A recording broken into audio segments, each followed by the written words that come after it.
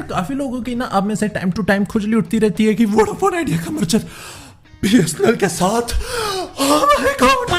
तो तुम छोड़े बच्चे हो क्या? तुम्हारी क्रिटिकल थिंकिंग तुम्हारे घुटनों में है क्या? अब देखो सरकार का सारा पॉइंट क्या है कि भाई हमें ज्यादा से ज्यादा प्लेयर्स मार्केट में लाने हैं, हमें मार्केट को बचाना है, ज्यादा प्लेयर्स हो, और तुम एक प्लेयर कम करने की बात कर रहे हो उन्हें मिला के। अब तुम्हारा आइडिया तो यह है कि भाई बीएसएनएल को फायदा होगा, बीएसएनएल के यूजर्स को वो तगड़ा वोडाफोन आइडिया का विशाल नेटवर्क मिलेगा और वोडाफोन आइडिया बंदों ने से बच जाएगी।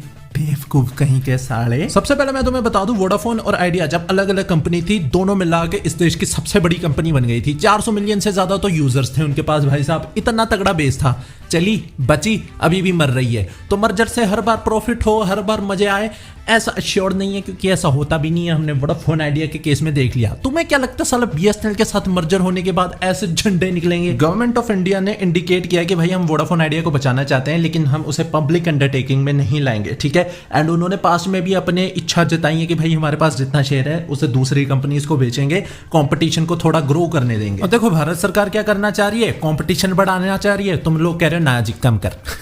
दूसरी चीज भारत सरकार करना चाह रही है कि वो भाई रिलायंट अपने देश का इंफ्रास्ट्रक्चर खड़ी कर रही है। ये जो बीएसएनएल है ना, बीएसएनएल नहीं है, ये भारत का बेटा है, और भारत का बेटा अपने खुद के तंबू गाड़ेगा। मतलब उनका कहना तो है कि भाई ये indigenous, made in India, full मक्खन।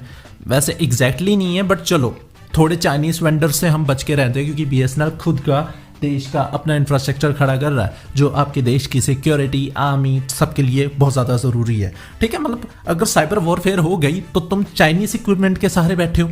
अभी भी बीएसएनएल उतना कारगर नहीं है, मैं तुम्हें बता रहा हूँ, बट कर रहा है कोशिश इंडिजीनियस। बीएसएनएल तुम नल्लों की फटे हुए कच्छे के छेद भरने के लिए नहीं है। बीएसएनएल देश की सेवा के लिए है, वो बिजनेस के लिए नहीं है। मतलब लिटरली बीएसएनएल तुम्हें सस्ता इंटरनेट इसलिए नहीं देख रहा कि तुम सारा दिन बैठ के रीलें चलाते रहो, वो तुम्हें अपलिफ्ट करने के लिए, ठीक है। जो लिटरली नीडफुल हैं उनको इंटरनेट लग्जरी ना लगे उसके लिए, तुम्हारे ये झुंझुना के लिए नहीं है। और तुम समझते क्या हो भाई, सरकार उठा लेगी तो सारा कर्जा ऐसे हवा में गायब हो जाएगा, ये हर्षद मेहता का स्कैम हो गया? नहीं, सरकार को खुद को भी पैसा चुकाना पड़ेगा बेबी। तो भाई ये जो तुम्हारा सारा मर्जर का आर्ग्यूमेंट है, मैं इस पे ये बोल के मूत रहा हूं, अगर भारत सरकार के पास दो ऑप्शन है, या तो वोडाफोन आइडिया को बंद कर दिया जाए, एनसीईआरटी के पास जाओ, कंपनी डिसॉल्व करो, या फिर उसे बीएसएनएल के साथ मर्ज कर लिया जाए, तो भारत सरकार इजीली बिना किसी झिझक के वोडाफोन आइडिया को किल कर देगी। समझे?